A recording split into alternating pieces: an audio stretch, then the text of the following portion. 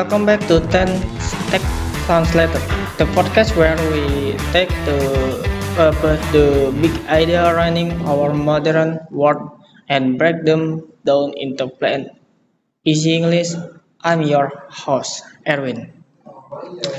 Today we are talking about connection. We all stare at our screen, but rarely do we think about how many screen talks to your screen.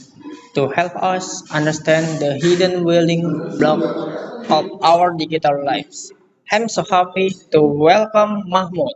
Mahmoud, welcome to the show. Thanks for having me, Erwin. I'm excited to be here.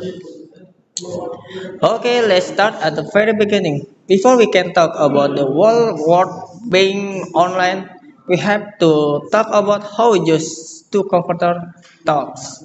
Talks. What exactly is a computer network, and why do we even need them? Yeah. In the simplest words, a computer network is just two or more computers connected to each other to share things. Before networks, if you wrote a story on your computer, you have to store it in a desk, and you have to walk over to my house and hand it to me. So, a network puts an invisible wire between us so we can share notes efficiently. That sounds basic, but I know there are different sides to this network. I always heard letters like a LAN and WAN. What do this mean, Mahmoud? Those are just ways to describe how big the network is. Let's see a real world example. For example, a local pharmacy. Inside that building, you might have different computers for the patient check ins, the staff desk, and for the doctor's office. And they all need to look at the same medicine list and use the same printer. But when you connect computers into that one single building, that is called a LAN or a local area network. Okay, so LAN is a local, just one building. Yes, right. Now, what if that pharmacy spreads or opens buildings more like across the whole central Jakarta, and they need to share information across the whole city. And that big web is called a MAN or Metropolitan Area Network. And finally, what if you connect computers across the whole country or world? That is called a WAN or Wide Area Network. So it just scale up.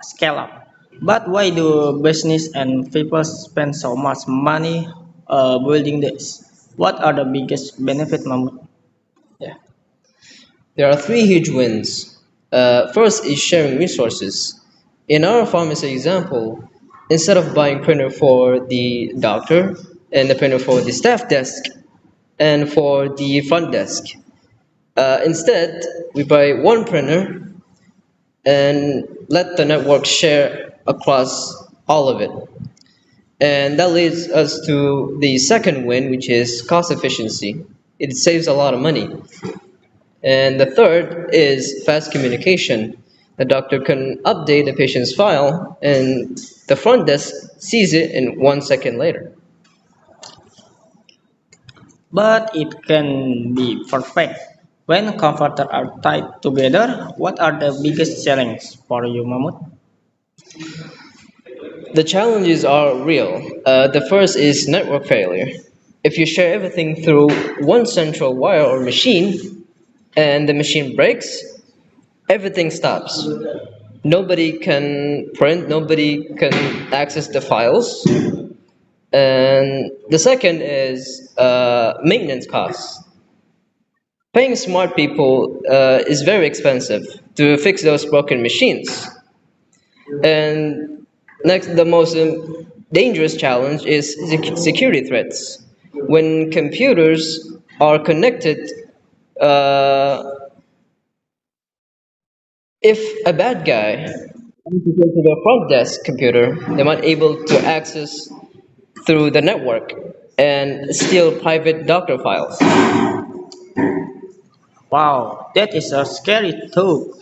How are these local networks going to change in the future? Three big things are changing the game. First is 5G technology, which lets machines talk incredibly fast without needing physical wires plugged into the walls. And the second is cloud networking. Instead of keeping a big loud server machine in the back, uh, you just run space on a supercomputer far away. Finally, there's Internet of Things or IoT. Soon, it won't just be computers on the network. It will be a medicine fridge warning the network if it gets too warm, or the lights turning themselves off to save power. That leads us to our second topic, the internet. But to keep things fun today, we are going to switch hosts. Mahmoud, I am handing the host microphone over to you. Yeah, I'll gladly accept it. All right, Erwin. Now you're our guest expert. We talked about LANs, WANs, and MANs. How does the internet fit into all of this? The internet is simply the biggest one in the world. It stands for interconnected networks. It is millions of smaller networks like our pharmacy lines, school network, and home networks all plugged into each other to make one giant worldwide wide web. So, how does a message actually get from my phone to a server on the other side of the world? Think of the digital post office. When you use your phone to play online mobile game, let's say a quick practice round of nine ball. Every time you hit the ball on your screen, your phone doesn't send a giant movie of the game to the other player. It chops the action up into tiny digital envelopes called, called packets. These packets get a stem with an unrest travel through cables under the ocean and get both back together on your friend phone a split second later so they can see your shot. That is amazing. And just like the smaller networks, the giant internet brings huge benefits to our lives, right? Absolutely. Giving everyone an equal chance to learn it is best feature. You don't need a huge library anymore. All the facts in the world are on your phone. It changes education completely. It also changes communication. Social media help people share their life, keep family close, and let friends talk instantly, no matter where they live. Uh, but again, we have to look at the bad side, right?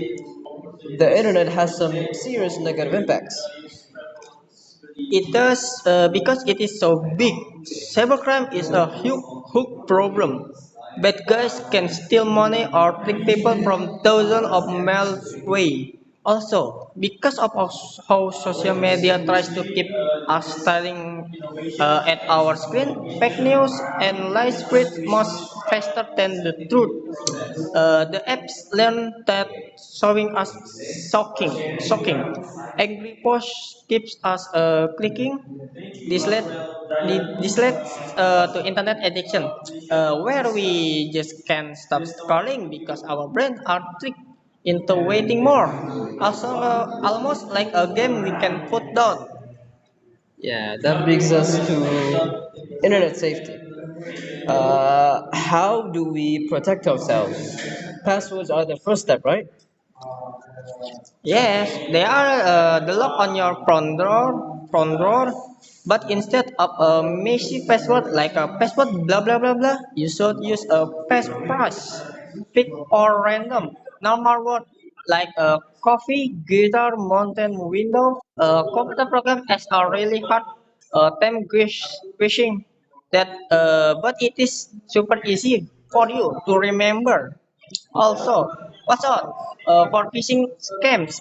If you get a text that say your bank account is locked, click here. Never click the link. Open your internet browser yourself and type in your bank website to check. Don't let them make you panic. Great advice. And to treat your personal data like real life money. Finally, Erwin, what is the future of this giant internet? The biggest change will be artificial intelligence or AI. The internet will become a smart helper that wish what you need before you even ask. It will also help run smart city where the internet control traffic light to stop traffic jams. But the most important future goal is making it accessible to everyone. We are starting to see satellites in space that beam fast internet down to people in deep jungles and high mountains. We have to make sure the internet helps everyone on Earth. Okay. From a small group of computers in a local shop to a web that covers the whole planet.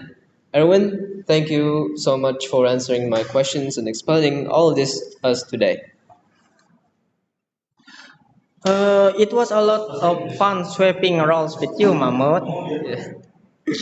And thank you to our listeners. If you like this episode of Tech Translated, please share it with your friends or family. Until next time, stay safe online. Oke, thank you. Kita ya.